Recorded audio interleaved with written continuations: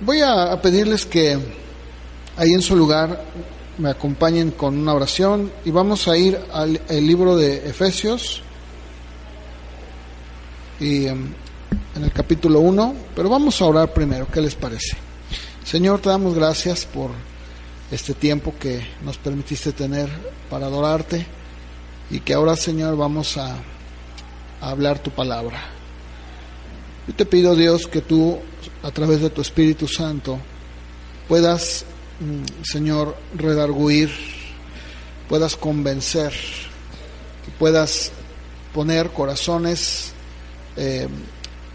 con una actitud, Señor, abierta y como una tierra fértil. Tú seas, Señor, el que traiga a cada mente, a cada corazón, tu palabra y que dé fruto. Nos ponemos en tus manos, yo me pongo en tus manos también y te pido, Dios, que seas con nosotros en este tiempo que vamos a tener aquí en tu palabra. Te lo pido, Señor, en el nombre de Jesús. Amén. Bien, si me acompañan, por favor, al libro de Efesios, capítulo 1. Voy a compartir en este ya mediodía una serie que se titula Una vida que da fruto para Dios. Una vida que da fruto para Dios. Y el tema que vamos a ver hoy, porque va a ser una serie que vamos a estar viendo algunos domingos, y el tema va a ser elegido para dar fruto. Elegido para dar fruto. Y vamos a ver cómo Dios, desde el principio, incluso antes de la creación y de la fundación del mundo, Dios ya había contemplado que aquellos que Él iba a salvar por la predicación dieran fruto.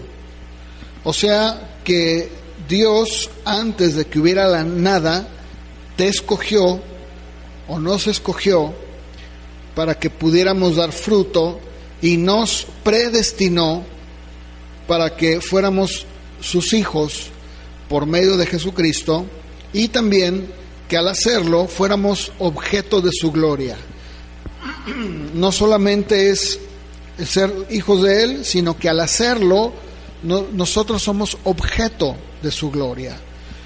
La gente es muy lamentable, la gente que no conoce al Señor vive una vida sin propósito. Nada menos estaba escuchando que en Japón hay un monte, el monte Fuji, si mal no recuerdo, o Fuji, y en ese monte las personas que quieren quitarse la vida solamente tienen que ir, ¿verdad? Adentrarse en el bosque y quitarse la vida de la mejor manera, como ellos crean, colgarse, cortarse las venas, o sea, la manera en la que ellos quieran hacerlo. Y estaba escuchando que esto es muy normal, tan así que cada cierto tiempo, por ejemplo cada semana, la policía se adentra a este lugar para recoger los cuerpos de las personas jóvenes, sobre todo hay mucho joven, para recoger los cuerpos y sacarlos de ahí. Y esto es algo que la sociedad japonesa lo ve bien, no lo ve mal. Y es muy lamentable porque escuchaba cifras que aquí en México pues también tenemos un alto índice de suicidios.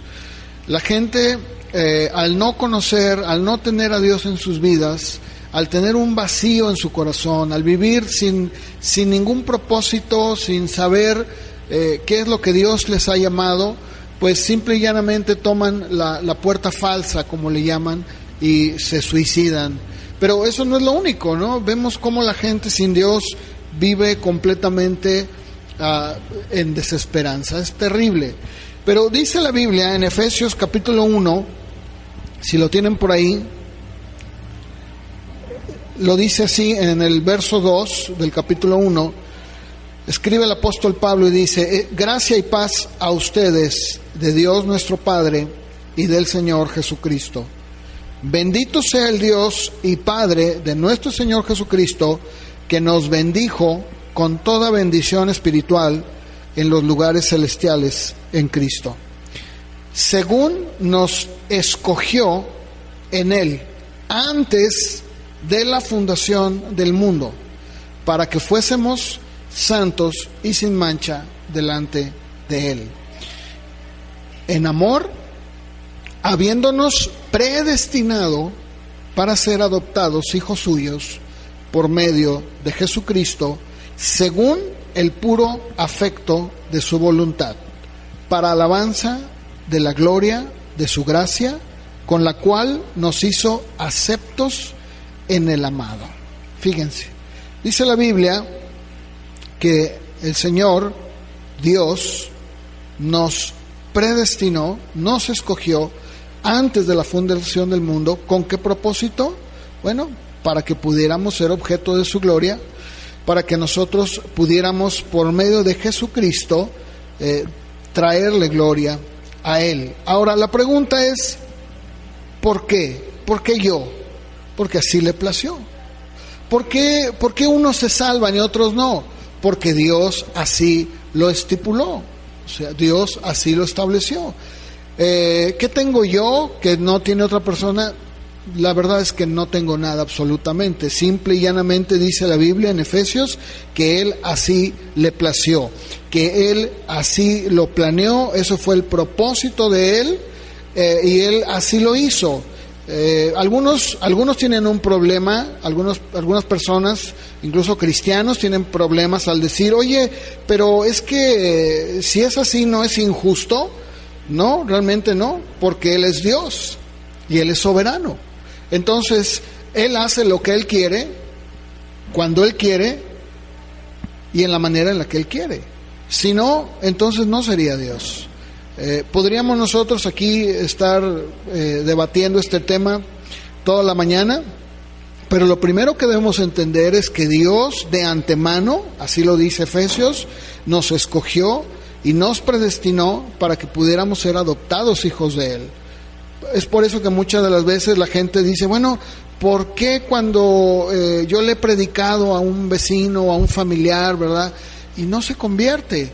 Y algunos dicen, bueno, es que no quiere convertirse. Bueno, realmente no es así. Realmente es porque Dios desde antes de la fundación del mundo, lo dice la Biblia y no es el único pasaje, lo dice Apocalipsis también, desde antes de la fundación del mundo, Él había escrito en el libro de la vida quiénes serían los que serían salvos. Y bueno, la Biblia dice aquí claramente que Él lo hizo con el fin de que seamos objeto de su gloria, y así a Él le plació. Entonces, la pregunta, porque el tema que estoy tratando es llevando una vida que da fruto para gloria de Dios, la pregunta sería, entonces, ¿cómo doy fruto? ¿Cómo es que un cristiano da fruto? ¿Cómo es que una persona que viene al conocimiento de Dios da fruto? Bueno, pues la Biblia claramente nos dice, si me acompañan a Juan capítulo 15, vamos a ver, porque al final de cuentas el tema que yo quiero tratar es cómo nosotros damos o vivimos una vida que da fruto para Dios. Y si la Biblia dice que Él me eligió y me predestinó para dar fruto, entonces yo quiero saber cómo es que doy fruto. Dice en Juan 15:1, Juan 15:1 me dice cómo es que damos fruto.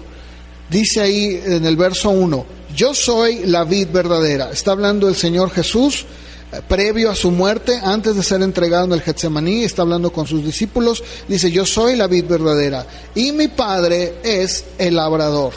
Todo pámpano que en mí no lleva fruto, lo quitará. Y todo aquel que lleva fruto, lo limpiará para que lleve más fruto.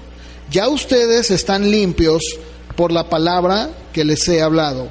Permanezcan en mí y yo en ustedes. Como el pámpano no puede llevar fruto por sí mismo si no permanece en la vid, así tampoco ustedes si no permanecen en mí. Yo soy la vid, ustedes los pámpanos. El que permanece en mí y yo en él, este lleva mucho fruto, porque separados de mí nada pueden hacer. El que en mí no permanece será echado fuera como pámpano y se secará, y los recogen y los echan en el fuego y arden. Si permanecen en mí y mis palabras permanecen en ustedes, pidan todo lo que quieran y les será hecho. En esto es glorificado mi Padre, en que lleven mucho fruto y sean así mis discípulos. Como el Padre me ha amado, así también yo los he amado. Permanezcan en mi amor. Si guardan mis mandamientos, permanecerán en mi amor, así como yo he guardado los mandamientos de mi Padre y permanezco en su amor. Estas cosas las he hablado para que mi gozo esté en ustedes y que su gozo sea cumplido. Este es mi mandamiento, que se amen unos a otros como yo los he amado. Nadie tiene mayor amor que este, que uno ponga su vida por sus amigos. Ustedes son mis amigos si hacen lo que yo les mando. Ya no los llamaré siervos, porque el siervo no sabe lo que hace su señor, pero los he llamado amigos, porque todas las cosas que oí de mi Padre las he dado a conocer, o se las he dado a conocer. Y luego escuchen verso 16. No me eligieron ustedes a mí, yo los elegí a ustedes, y los he puesto para que vayan y lleven fruto, y que su fruto permanezca, para que todo lo que pidan al Padre en mi nombre, Él se los dé. ¿Se fijan?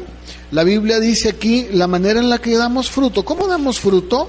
¿Qué es lo que dice el Señor usando una alegoría, usando una ilustración sobre una ramita de la vid, ¿verdad? Y diciendo, pues, ustedes son los pámpanos, yo soy la vid.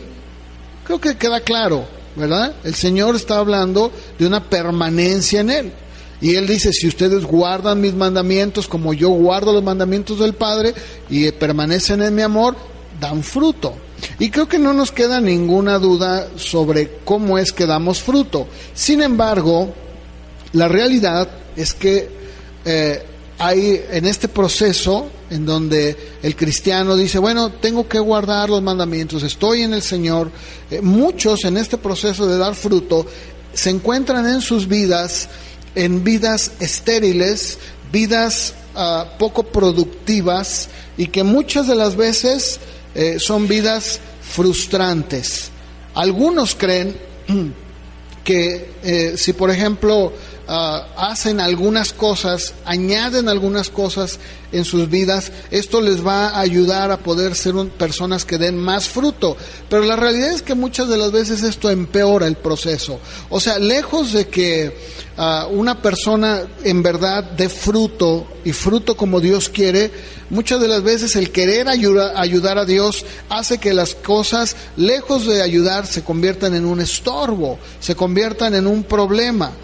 Entonces, lo que vamos a ver es, o qué es lo que la Biblia enseña sobre cuáles pueden ser aquellos obstáculos que hacen que en mi vida no haya fruto, a pesar de que haya sinceridad, a pesar de que algunos digan, yo oro, leo mi Biblia, le pido a Dios, incluso le oro a Dios, le digo, Señor, quiero ser una persona que da fruto para ti.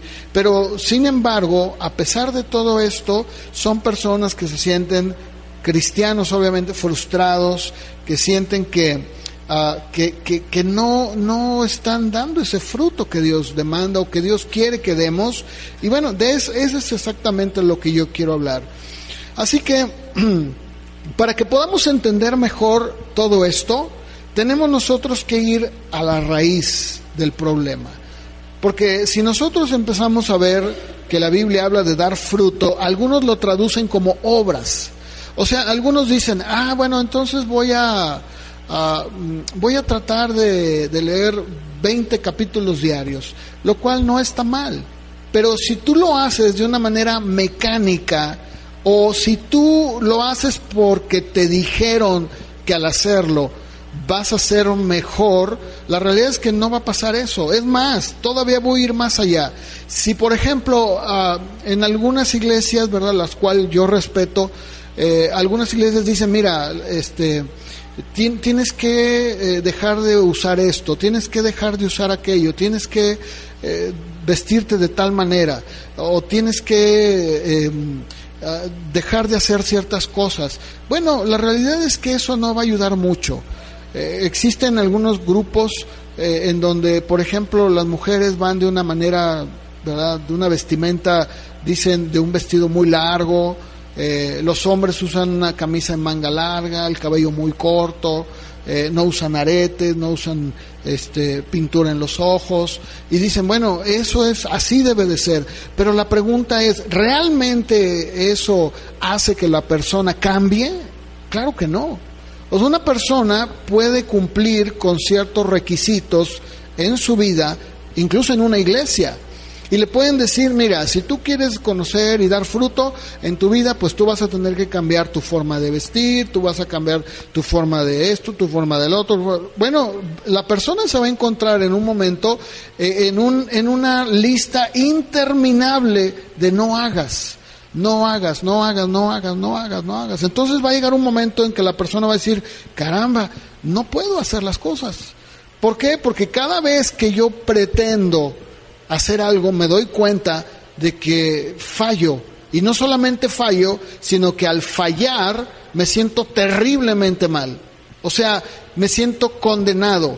Siento que ya fallé, que ya pequé, y que obviamente Dios me ha o me está viendo mal, o simple y llanamente estoy destituido, he cometido un grave error y bueno, estoy como descartado para Dios. Y eso, lejos de ayudar a que la persona entienda lo que Dios quiere para su vida, la convierte en una persona grandemente religiosa, en donde su vida gira alrededor de mandamientos y ordenanzas, pero en su corazón no existe un cambio. No hay un verdadero fruto que dé gloria a Dios, no lo hay.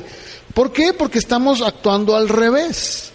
O sea, estamos tratando de cambiar el exterior, pero el interior tal vez ni siquiera ha sido iluminado por Dios. Y eso es muy importante. Y yo quiero que nosotros veamos cuál puede ser el problema en algunos y qué es lo que la Biblia enseña sobre el por qué algunas personas simple y llanamente no dan fruto o no dan el fruto que deberían de dar. Voy a pedirles que vayamos al inicio, al origen de todo esto, y para esto voy a pedir que vayamos a Ezequiel capítulo 28. Ezequiel capítulo 28...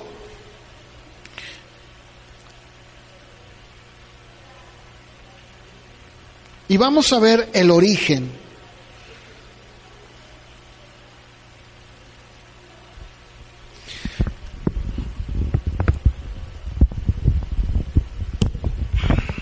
Ezequiel 28, versos del 11 al 15. ¿Ya lo tienen? Ustedes me dicen cuando lo tengan. ¿Ya lo tienen? O digan amén, ¿verdad? En algunos lugares dicen, pues digan amén para saber que ya lo tienen. Ezequiel 28, ¿ya lo tienen? ¿Sí? O digan sí, o levanten la mano. Muy bien, ya. Muy bien. Ok, fíjense ustedes, dice Ezequiel 28, vamos a leer del verso 11 al 15. Dice así, del 11 al 15. Vino a mí palabra de Jehová diciendo, hijo de hombre, levanta endechas sobre el rey de Tiro y dile, así ha dicho Jehová el Señor, tú eras el sello de la perfección, lleno de sabiduría y acabado de hermosura. En Edén, en el huerto de Dios, estuviste. De toda piedra preciosa era tu vestidura, de cornerina, topacio, jaspe, crisólito, berilo y ónice, de zafiro, carbunclo, esmeralda y oro. Los primores de tus tamboriles y flautas estuvieron preparados para ti en el día de tu creación.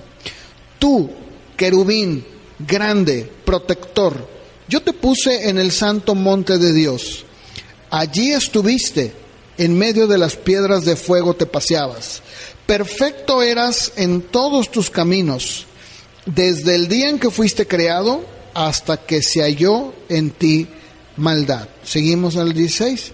A causa de la multitud de tus contrataciones, fuiste lleno de iniquidad y pecaste. Por lo que yo te eché del monte de Dios y te arrojé de entre las piedras del fuego, oh querubín protector. Se enalteció tu corazón. Quiero que pongan mucha atención a ese verso. Se enalteció tu corazón a causa de tu hermosura. Corrompiste tu sabiduría a causa de tu esplendor. Yo te arrojaré por tierra. Delante de los reyes te pondré para que miren en ti. Con la multitud de tus maldades y con la iniquidad de tus contrataciones, profanaste tu santuario. Yo pues saqué fuego de en medio de ti, el cual te consumió. Te puse en ceniza sobre la tierra a los ojos de todos los que te miran. Todos los que te conocieron de entre los pueblos se maravillarán sobre ti. Espanto serás y para siempre dejarás de ser. Ok. Isaías 14, por favor, acompáñenme también. Versos del 11 al 15. Isaías 14, versos del 11 al 15. Me dicen cuando lo tengan.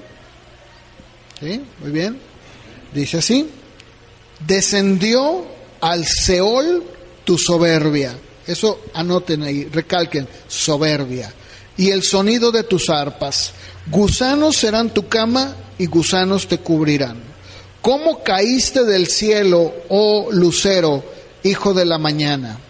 Cortado fuiste por tierra, tú que debilitabas a las naciones, tú que decías en tu corazón, subiré al cielo, en lo alto, junto a las estrellas de Dios, levantaré mi trono, y en el monte del testimonio me sentaré a los lados del norte.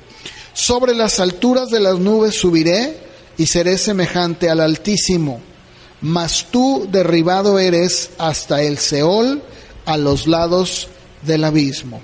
Bien, ¿de quién estamos hablando? ¿De quién está hablando la Biblia en estos dos pasajes, tanto de Ezequiel y de Isaías? ¿De quién? De Satanás, ¿verdad? Ahora, ¿por qué tenemos que ir al origen? Porque primero tenemos que entender que mucho antes de la creación del hombre,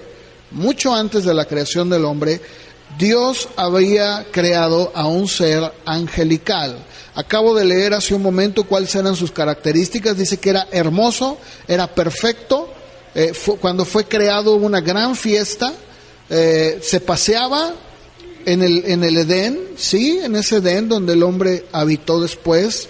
Y bueno, la Biblia lo llama Luzbel, Satanás, después el adversario. ¿Y qué tiene que ver todo esto? Pues tiene que ver mucho, porque si nosotros analizamos, vemos cuál fue el problema de él. Creo que todos sabemos cuál fue. ¿Cuál fue el pecado que se encontró en Satanás? ¿Cuál fue el pecado que se encontró en él?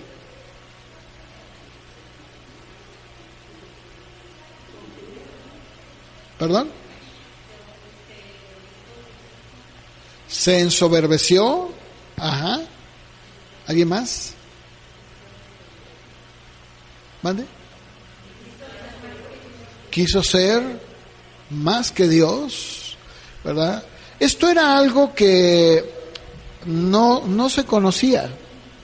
O sea, Satanás en su corazón albergó algo que nació de él. El querer ser como Dios. El querer estar como Dios. Dice, se ensorbeció tu corazón, se enalteció, pero al hacer esto, obviamente se corrompió. Y la pregunta es, ¿qué tiene que ver esto con nosotros? Mucho.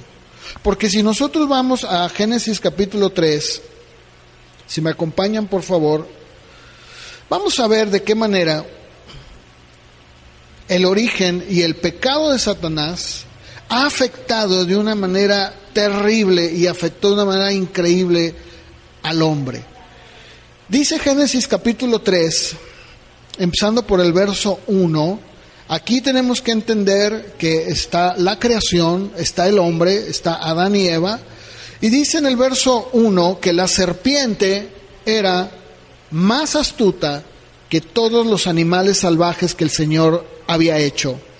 Así que dice que la serpiente le pregunta a la mujer: ¿es cierto que Dios les dijo que no coman de ningún árbol del jardín? Y la mujer le respondió: podemos comer los frutos de los árboles del jardín, pero Dios nos dijo: no deben comer frutos del árbol que está en medio del jardín, ni siquiera tocarlo, porque si lo hacen, morirán. Entonces la serpiente le dijo a la mujer: con seguridad no morirán. Incluso Dios sabe que cuando ustedes coman de ese árbol, comprenderán todo mejor. Serán como Dios, porque podrán diferenciar entre el bien y el mal. La historia ustedes la conocen. Dice que la mujer vio el árbol que era hermoso, eran frutos que eran buenos para comer, pero que además el árbol era atractivo por la sabiduría que podía dar. Tomó del fruto, comió, su esposo estaba con ella, le dio y él también comió. Entonces, aquí vamos a empezar a ver en qué afecta al hombre, en todo. ¿Por qué? Porque sucede que Satanás, en su corazón, empezó e inició algo llamado pecado, algo que el hombre no conocía, algo que él lo albergó en sí, lo cultivó, se llenó de soberbia, y eso mismo que él vivió y que él tuvo fue exactamente lo que puso en el corazón del hombre. O sea, el hombre, antes de la caída, el hombre vivía dependiendo de Dios. El hombre eran personas que no necesitaban nada. Eran personas que Dios era todo para ellos. No existía el pecado, no había nada, era un mundo perfecto.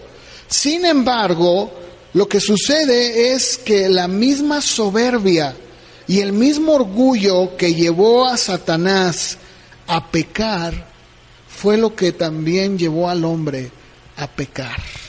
De tal manera que entonces vemos que después de la caída, el hombre se vuelve también en un hombre orgulloso, soberbio. Pero no solamente eso, afectó en todos los aspectos al hombre, todos los aspectos que había, porque si antes estaban satisfechos con Dios y no necesitaban nada, ahora estaban insatisfechos. Ahora ya no tenían una armonía con Dios, ahora había entrado una rebeldía con Dios. Ahora el hombre se había vuelto un rival de Dios, porque ahora el hombre vivía y dependía de sus fuerzas. Ahora el hombre se sentía muy independiente de Dios. Por eso es que el día de hoy nosotros vemos cómo actúa el hombre sin Dios. El hombre sin Dios se siente satisfecho, completo, lleno, y dice: yo puedo hacer las cosas. Ustedes tienen que voltear alrededor y darse cuenta cómo el día de hoy la psicología ha inundado a la sociedad. ¿Y qué es lo que le está diciendo al hombre? Le está diciendo al hombre: tú puedes hacerlo. Cuando vemos la televisión está llena de comerciales donde todos los mensajes son mensajes que tienen que ver con tú puedes, tú eres grande, tú eres poderoso, todo está en ti, está en tu mente, está en tu voluntad, todo está en ti. Ahora, hubo un padre de la iglesia llamado Juan Calvino. Tal vez algunos no lo conocen, otros hayan escuchado de él. Pero este padre de la iglesia escribió lo siguiente sobre este capítulo de la caída del hombre. Juan Calvino escribió esto: la ambición y la soberbia, junto con la ingratitud con que Adán apeteció, concedió vilmente la liberalidad de Dios. Habían sido tan enriquecidos, pero fue una impiedad monstruosa que el que acababa de ser formado de la tierra no se contentó con ser hecho a semejanza de Dios, sino que pretendió ser igual a Él. ¿Te fijas cómo el hombre a partir de la caída se convirtió exactamente en lo mismo que Satanás? Se convirtió en un rival de Dios. Se convirtió en alguien que dijo: no necesito de Dios. Y si no, ustedes vean a la sociedad. Vean ustedes alrededor, la gente dice que cree en Dios, pero la realidad es que ni siquiera se acuerdan de Él. La gente sale de sus casas y salen a trabajar o a hacer sus actividades, pero en su mente ni siquiera está levantarse y decir: Señor, gracias por un nuevo día. Si tú te fijas, todo lo que el hombre tiene se debe a su esfuerzo. Y todos centran la atención en los logros que puedes hacer. Todos dicen: mira, si tú quieres llegar a ser alguien en esta vida, tienes que hacer esto. Y es cierto, no estoy diciendo que debemos de ser personas analfabetas, ¿verdad? No. Lo que estoy diciendo es que el enfoque del hombre está 100% puesto en la fuerza de la voluntad, en el tú puedes hacerlo. Bueno, ¿y Dios? Dios está en el cielo, tú échale ganas, tú puedes, mira, todo está en la mente, dicen. ¿De verdad será así? De eso quiero tratar, porque el problema es que a raíz de que el hombre peca, el hombre se vuelve un ser caído y por lo tanto soberbio y orgulloso, igual que Satanás. Por eso es que la Biblia en el Antiguo Testamento habla acerca de la soberbia. La Biblia habla fuertemente, dice que Dios mira de lejos al altivo. Hemos visto cómo a través de la Biblia, en las diferentes etapas de los hombres de Dios, todos ellos tuvieron rasgos de humildad, todos. Algo que Dios siempre ha demandado en la Biblia, desde la caída del hombre en adelante, es que Dios siempre iba a ver al humilde. Siempre. Díganme ustedes qué pasó como consecuencia de la caída. Bueno, Adán y Eva tienen 2 hijos, ustedes ya saben la historia, ¿verdad? ¿Y qué pasa con uno de ellos llamado Caín? ¿No mató al otro? ¿Y por qué causa le mató? Dice la Biblia: porque las obras de Abel eran mejor. ¡Qué terrible! Ahora, el día de hoy muchas veces podemos espantarnos y decir: bueno, pero yo nunca he matado a nadie.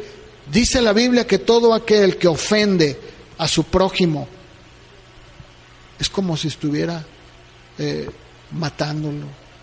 Eso es lo que la Biblia enseña. Por eso Dios continuamente habla de esto. Miren, vamos a Efesios capítulo 2, por favor. Efesios capítulo 2. Porque, hermanos, es bien importante que aprendamos esto. A partir de la caída del hombre, el pecado dañó la mente, el corazón, el alma, la voluntad. Dice Efesios capítulo 2, en el verso 1, si ya lo tienen, me dicen. Bien.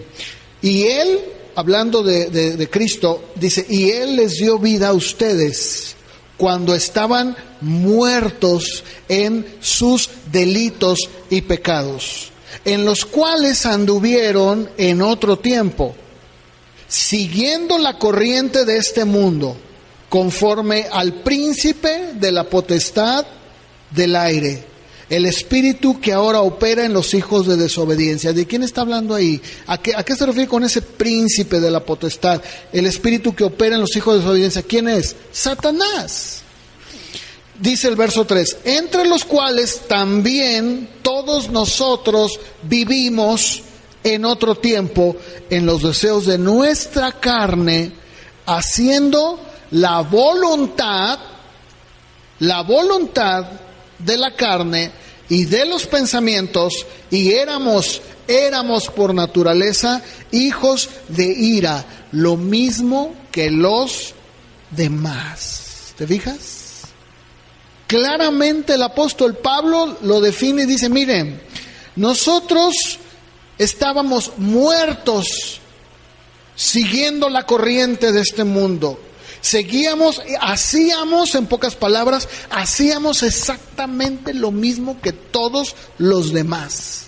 Hacíamos la voluntad de nuestra carne, de nuestros deseos, de nuestros pensamientos. Eso es exactamente lo que pasó con el hombre. El hombre se convirtió en algo totalmente distinto, completamente. Y si nosotros no empezamos a entender que cuando nosotros conocemos a Cristo, todo cambia. Nuestra forma de pensar debe cambiar. Nuestra forma de actuar debe ser diferente. Ahora, si tú todavía no conoces a Dios o simple y llanamente no has nacido de nuevo, obviamente que tú todavía estás en tus delitos. Es por eso que mucha gente dentro de la iglesia, incluso dentro de la iglesia, escúchenme, mucha gente que está en la iglesia no es nacida de nuevo. Por eso es que viven sus vidas todavía siguiendo la corriente de este mundo. Su naturaleza hace lo propio. O sea, si yo veo que un animalito brinca como conejo, salta como conejo, come comida de conejo y le hace como conejo, tengo que deducir que estoy viendo a un conejo. ¿O no? No puedo pensar, mira qué bonito perro, ¿verdad? No, es un conejo. Entonces, el problema es que muchas de las veces la gente que va a la iglesia se confunde y creen que por el hecho de ir a la iglesia, entonces en automático todo se resuelve, y eso no es verdad. La persona debe entender primeramente lo que dice Pablo: estás muerto en tus delitos y pecados, y por lo tanto haces lo que todos los demás hacen, siguiendo la corriente, el pensamiento, las ideas. Todo lo que el mundo hace, él también lo hace o ella también lo hace. Y la persona muchas veces se siente frustrada, porque dice, pero ¿por qué? ¿Por qué hago esto? ¿Por qué hago el otro? Bueno, probablemente lo que sucede es que tu vida en realidad todavía no ha sido tocada por el Señor. No importa si tú tienes Biblia y vas a la iglesia y cantas canciones y te sabes todos los coritos o himnos o canciones que hay en la iglesia. No, incluso voy a pedir que me acompañen a 1 Corintios, por favor, capítulo 2. Vamos a ver lo que sigue diciendo el apóstol Pablo sobre este aspecto. 1 Corintios, capítulo 2.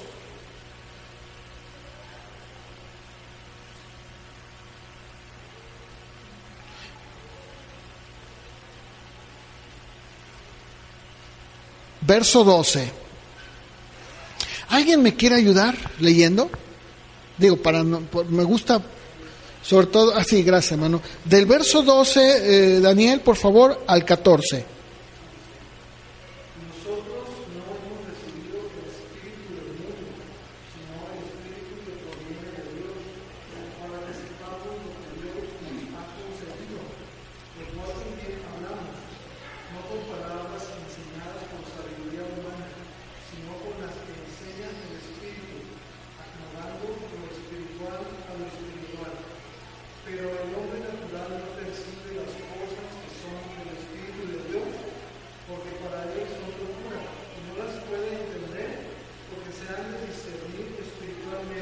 Así es, muchas gracias. A ver, ¿qué está diciendo el apóstol Pablo en estos versos? ¿Qué está diciendo? ¿De qué está hablando?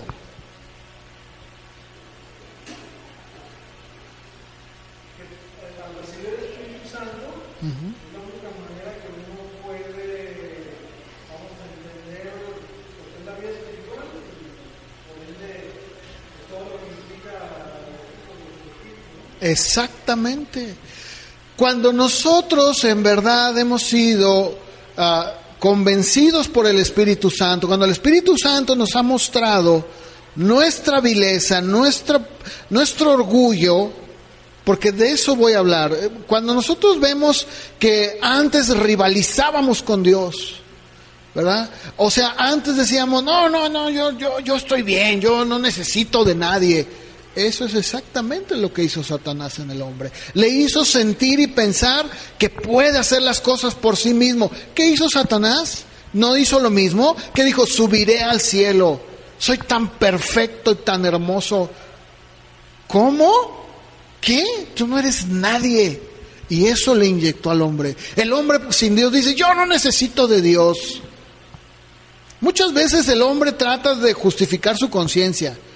Algunos van a misa, ¿verdad? El domingo en la mañana y dicen, ya, vamos a misa un rato, y ya van media hora, 40 minutos, y dicen, ya cumplí. No, no se trata de eso. Si tú no has sido iluminado por el Espíritu Santo y no te ha traído a convicción, y no te ha mostrado lo terrible, lo horrible que ha sido tu pecado, la soberbia, todo lo terrible que hemos vivido, entonces todavía no te ha iluminado. Dice la Biblia, nosotros no hemos recibido el espíritu del mundo. ¿Cuál es el espíritu del mundo que dice Efesios? El que sigue el mundo, la corriente. ¿Qué hacía el espíritu del mundo? ¿Cuál es? Hago mi voluntad, hago las cosas como yo quiero, conforme al príncipe de la potestad del aire. ¿Qué es lo que hay en el mundo? Rebeldía. ¿Qué hay? Mentira. ¿Qué hay? Díganme, nómbrenlo, ustedes pueden decírmelo, díganme, son una lista grande. ¿Qué más? Odio, coraje, ingratitud, engaño. ¿Se fijan cómo la lista es grande? Pero dice Pablo, nosotros no hemos recibido el espíritu del mundo. No, eso lo vivíamos antes, sino el espíritu que proviene de Dios. Y como consecuencia de eso, ¿qué ha pasado? Lo dice el verso 12, para que sepamos lo que Dios nos ha concedido. Por lo cual también hablamos, pero no lo hablamos con palabras enseñadas por un hombre, no. El Espíritu mismo te va enseñando y te empieza a dar una percepción de una nueva vida. Empiezas a entender, como dice aquí, las cosas espirituales. Empiezas a ver las cosas de otra manera, porque desgraciadamente el pecado nubló toda nuestra visión, toda nuestra mente, todo lo veíamos de una manera tan terrible. Ahora empezamos a ver de otra manera. Y cuando le hablamos a la gente, o cuando la gente sabe de nosotros que no tienen el Espíritu de Dios, no lo entienden. Cuando, por ejemplo, una persona que el Espíritu Santo ya le ha redargüido de su pecado, dice, no, yo gracias, yo me abstengo. ¡Ay, qué ridículo! ¿Qué tiene? Tómate 3, una cervecita no te hace nada. No, gracias, pero estoy bien, de verdad, mira. Oye, vamos a ir a tal lugar, ¿no quieres ir? No, muchas gracias. ¡Ay, qué collón!, ¿verdad? Yo me acuerdo que cuando estaba yo trabajando en una empresa, en una franquicia americana, me acuerdo que todos los viernes, ¿verdad?, como se sigue haciendo, todos los viernes se iban a lo que le llamaban el viernes social. Eran 8 tiendas y yo estaba encargado de una. Entonces llegaban y me decían, oye, fíjate que vamos a ir. No, gracias. ¿No quieres ir? No, gracias, no, mira, yo terminando me voy a mi casa. Ay, ándale, ¿qué tiene? Mira, hay un lugar bien padre, vamos a ver unas muchachas tan bien guapas. No, ya hemos ido, está bien no, ¿y sabían que yo era cristiano? No, gracias. Bueno, ¿verdad? Y se burlaban, ya llegaban y se burlaban. Ay, te pegan, ¿verdad? Dicen, no me pega nadie, ¿no? Y fíjense, curiosamente, pasó el tiempo, pasaron como 3 meses de eso, y la persona que más carrilla o burla me hacía, un día llegó, solo, ¿verdad? Siempre iban con otros. Un día llegó y me dijo, oye, ¿puedo hablar contigo? Yo, sí, ¿qué pasó? Me dice, oye, fíjate que pues yo ando engañando a mi esposa, me siento muy mal. Y le dije, ¿te fijas? ¿Te das cuenta? Eso es exactamente lo que te deja. ¿Y qué quieres que haga por ti? ¿O qué? ¿O cuál es? No, pues, ¿qué hago? Le dije, ya sabes dónde está la respuesta. ¿Te das cuenta cómo tú venías y te burlabas de mí? Y me decías collón, me decías mandilón, me decías un montón de cosas. No es eso. Es que tú debes entender que esa vida que tú llevas, a eso es a lo que te está dejando. ¿Te está dejando qué? ¿Problemas? ¿Te está dejando qué? ¿Desilusión? ¿Qué sientes? ¿Te sientes a gusto? No, me siento muy mal. ¿Por qué crees que te sientes mal? Bueno, pues porque está mal. Entonces ¿por qué lo haces? No, pues es que todos lo hacen. Y porque todos lo hacen, tú lo haces, ¿no? Y le compartí a muchos de mis compañeros, ¿no? Algunos el Señor, gracias a Dios, los tocó, otros no, pero hubo conversiones, sí hubo. Pero lo que estoy diciendo es que el hombre natural, lo dice Pablo, no percibe, no se da cuenta las cosas que son del Espíritu, para él son locura, no las puede entender, está en otro canal, está en otro mundo, está totalmente paralelo a las cosas de Dios. Se tienen que discernir espiritualmente. La Biblia dice que en Cristo somos una nueva criatura, sí, efectivamente, pero sin embargo, muchas de las veces todavía queda un vestigio en nosotros de esa vieja naturaleza, lo que se llama el viejo Adán, ¿verdad? Y eso es exactamente de lo que el apóstol Pablo también habla en Romanos 7:15, si me gustan ahí acompañar, por favor. Romanos 7:15. Y que Dios quiera que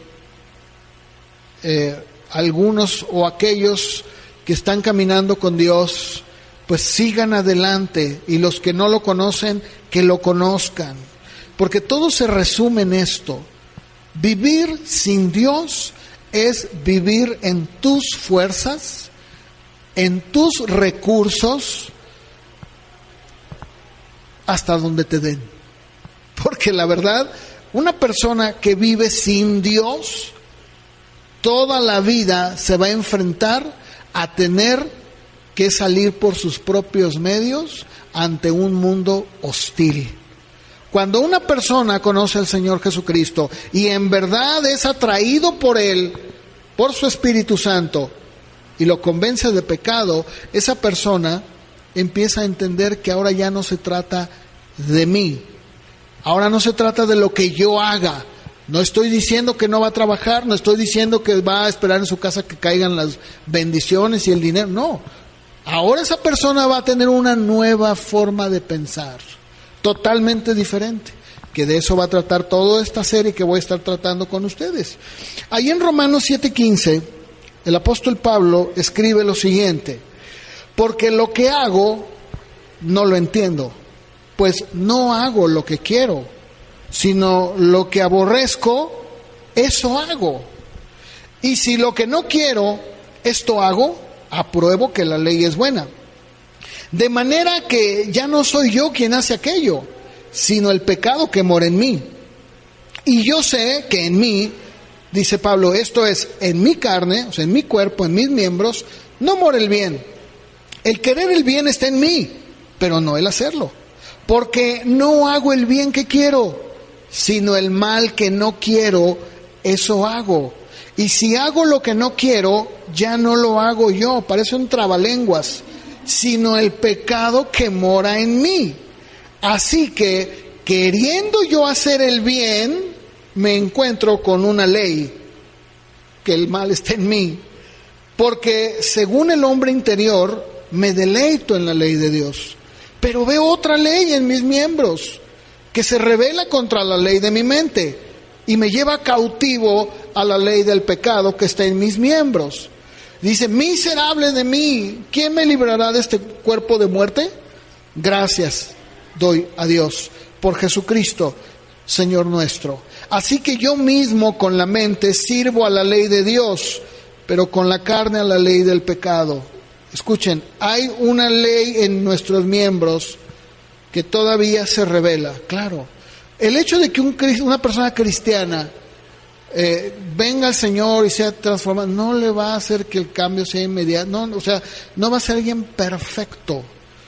Hay una gran diferencia entre pecar de manera habitual y pecar de una manera, digamos, no habitual.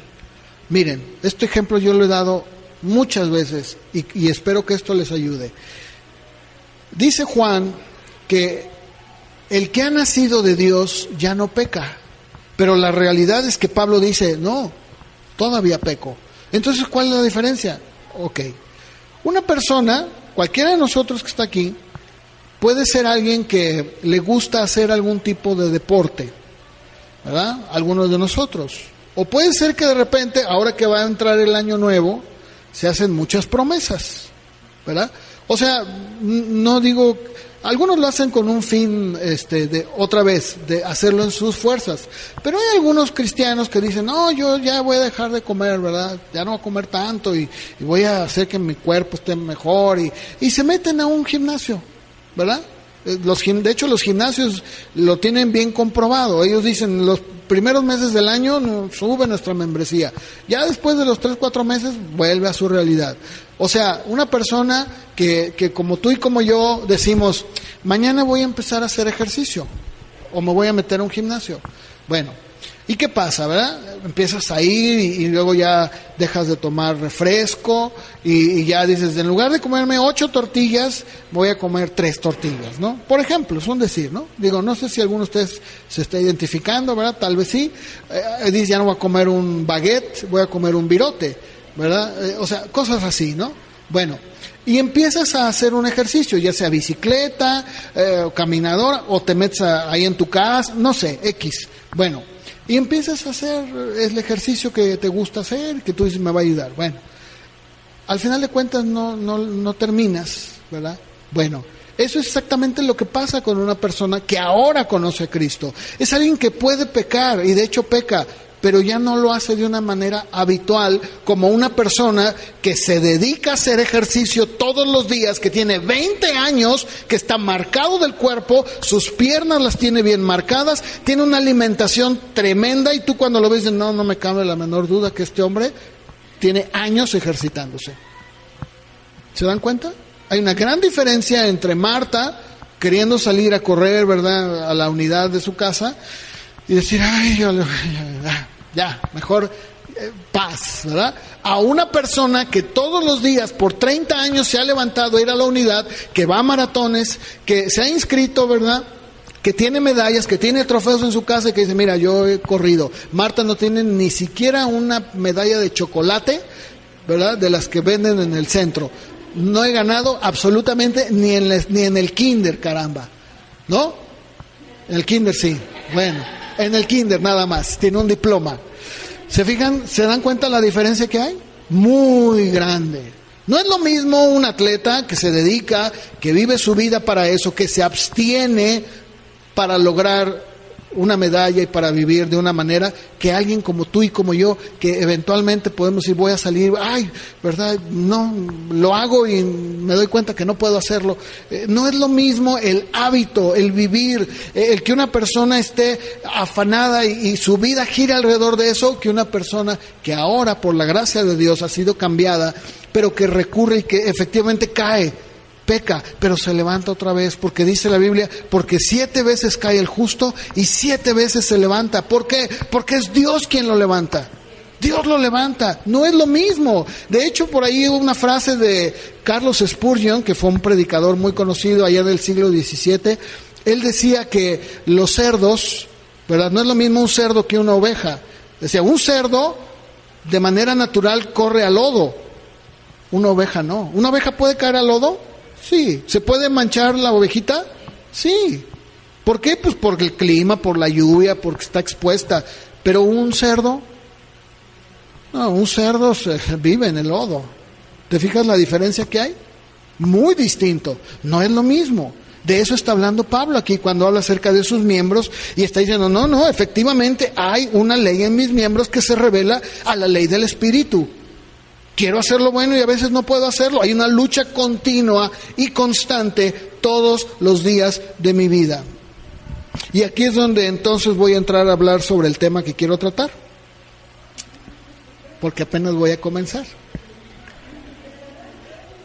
¿Cómo dar fruto entonces? ¿Cómo ven? ¿Está bien, Marta?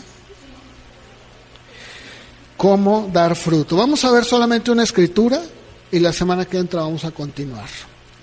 Juan capítulo 12, verso 20. Juan capítulo 12, verso 20. Me era necesario tener que hacer todo este recorrido para que pudiéramos entender algo muy importante. Aquí el Señor Jesús, en San Juan 12, 20, dice que había ciertos griegos que habían subido a adorar a Jerusalén en la fiesta. Y se acercaron a uno de los discípulos, dice el verso 21, llamado Felipe, que era de Betsaida, y le rogaron los griegos y le dijeron, Señor, o sea, Felipe, queremos ver a Jesús. Felipe fue y se lo dijo a Andrés, al otro discípulo. Entonces Andrés y Felipe platicaron, oye, hay unos griegos aquí. Acuérdense que para ellos los griegos no tenían acceso, ellos eran gentiles. Así, ¿qué hacemos? ¿Quieren ver al maestro? Pues vamos a decirle. Entonces van con Jesús y dice en el verso 23 que Jesús les responde y les dice: ha llegado la hora que el Hijo del Hombre sea glorificado. De cierto les digo, si el grano de trigo no cae en la tierra y muere, se queda solo, pero si muere, lleva mucho fruto. El que ama su vida, la perderá, y el que aborrece su vida en este mundo, para vida eterna, la guardará. Si alguno me sirve, sígame, y donde yo esté, allí también estará mi servidor. Si alguno me sirve, mi Padre le honrará. Ahora está turbada mi alma, ¿y qué diré? Padre, sálvame de esta hora. Pero para esto he llegado a esta hora. A ver, pregunto, ¿qué era lo que el Señor estaba diciendo? ¿De qué estaba hablando? Vienen los griegos, Felipe, Andrés, pues vamos con el maestro. El Señor claramente ya sabía. En pocas palabras, Él sabía, yo tengo que morir. Si yo no muero, entonces la gente no puede, no puedo dar fruto, y por lo tanto el mundo se queda opaco, el mundo se queda sin esperanza, el mundo se pierde por completo. Incluso usa una analogía sobre una semilla y dice: si el grano de trigo no cae a tierra y muere, no puede dar fruto. Estaba hablando de sí mismo. Está diciendo: miren, ha llegado ya el momento. Ya, voy a morir. Y al morir voy a traer a muchos, no solo judíos, que era lo que los discípulos no entendían. Decían, ¿de qué habla? Claro, porque cuando Jesucristo, el Señor Jesús, va a morir en la cruz, se abre la puerta. Y entonces no solo judíos, sino todas las personas de cualquier parte del mundo, incluyéndonos a nosotros como mexicanos, pero japoneses, chinos, griegos, italianos, franceses, bueno, todos, toda tribu, lengua, toda persona ahora, por medio de la muerte de Jesucristo, puede ser salva. Entonces el Señor sabía, su hora se había acercado para morir, y como consecuencia daría vida a este mundo. ¿Y sabes qué? Lo que dice el Señor en el verso 25 es exactamente lo mismo que tenemos que hacer nosotros. No en un sentido literal, pero sí en un sentido espiritual. Él dijo: el que ama su vida, ¿qué? Y el que aborrece su vida en este mundo, ¿qué? Para vida eterna la guardará. ¿Qué es lo que está diciendo el Señor? El Señor sabía que la única manera de poder agradar al Padre era ir a la cruz. Aun cuando Él dice: mi alma está turbada. Como hombre Él sabía. Dijo: mi alma está turbada, no, es algo terrible la cruz. Pero para esto he venido al mundo. Eso significa que también nosotros debemos de morir a nosotros. Porque nosotros tenemos una lucha continua y constante, sí.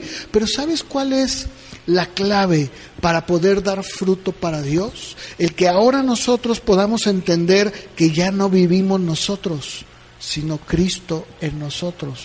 Ya no es mi voluntad, sino tu voluntad. No es lo que yo quiero, sino lo que tú quieres. Y eso es algo que yo voy a empezar a tratar el próximo domingo. Porque yo me doy cuenta que muchos cristianos viven vidas frustradas. Porque dicen: Señor, nada menos hace un momento oramos por unos amigos, una pareja que tienen a su hijo enfermo en el centro médico.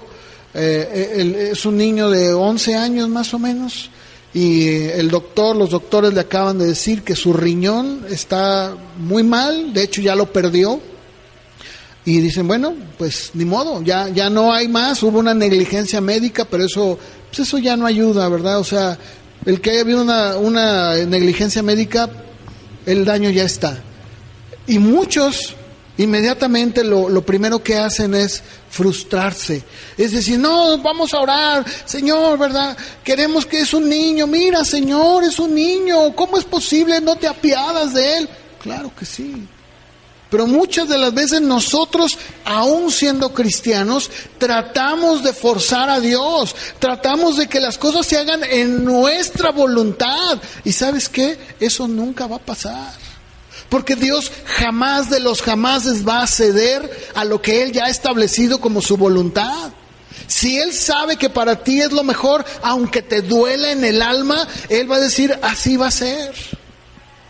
Si nosotros no entendemos la soberanía de Dios y que nuestra voluntad debe de ser sujeta a la de Él, es decir, Señor, ya no vivo yo, que sea lo que tú quieras en mi vida, entonces vamos a empezar a dar fruto. Porque ese es el problema. Nosotros nos anteponemos como el viejo Adán, no dejamos, nuestro orgullo no nos permite todavía dejar que Dios tome el control. Si tú no permites que Dios tenga el control de tu vida, entonces olvídalo, no va a funcionar. Tú puedes irte de rodillas a donde tú quieras, tú puedes hacer lo que tú quieras, pero ¿sabes qué? No va a funcionar. Y eso es algo que voy a hablar la semana que entra, porque obviamente el tiempo ya se nos acabó. Voy a hablar acerca de los 3 obstáculos que se manifiestan, en el yo. 3 obstáculos que hay en nuestro yo. Y los vamos a ver la semana que entra, si Dios permite. Amén. Pónganse de pie. Me hubiera gustado entrar en el tema, pero es un poquito largo y quisiera que se quedaran con el gusanito, ¿verdad, hermano Daniel? ¿Verdad? Que vengan, ¿o no, Daniel? ¿Verdad? Van a ver qué hermoso, es hermoso, porque la Biblia es tan clara sobre este tema, y créanme, lo digo de verdad, si ustedes, hermanos, si ustedes logran o logramos entender lo que la palabra enseña sobre este tema, yo te garantizo, así te lo voy a decir, yo te garantizo que tu vida va a ser distinta, diferentísima. Vas a vivir una vida tan tranquila que vas a decir, Señor, gracias, Señor, porque ya no estoy luchando contigo. Dice Santiago que Dios resiste a los soberbios, pero da gracia a los humildes. ¿Te fijas? Y eso es lo que queremos. ¿No quieren vivir en la gracia de Dios? Yo sí, y quiero vivir toda mi vida, aun cuando muchas veces Dios me diga no. Digo, está bien, Señor, tú mandas, me someto a ti, lo que tú digas, Señor, ¿verdad? Amén. Señor, te damos gracias por tu palabra. Te damos gracias, Señor, porque es la única fuente, la única manera de poder saber lo que tú piensas sobre todos los aspectos de la vida es a través de tu palabra. Ayúdanos, Señor, a poder entender por el Espíritu lo que tú quieres, Señor. Yo te pido por cada uno de los que están aquí presentes, que tú seas con cada uno, muy distintos todos. Tú conoces el corazón de cada uno. Yo te pido, Dios, que de acuerdo a eso tú obres en cada uno de ellos y que les guardes a cada uno en las actividades que están por comenzar esta semana, en sus trabajos y en sus distintas actividades a cada uno. Guárdanos al salir también. Te doy gracias, Señor, por la vida de don Antonio, de Chayo también, y de cada uno de los que están aquí, Señor. En el nombre de Jesús, te bendecimos, Señor. Amén.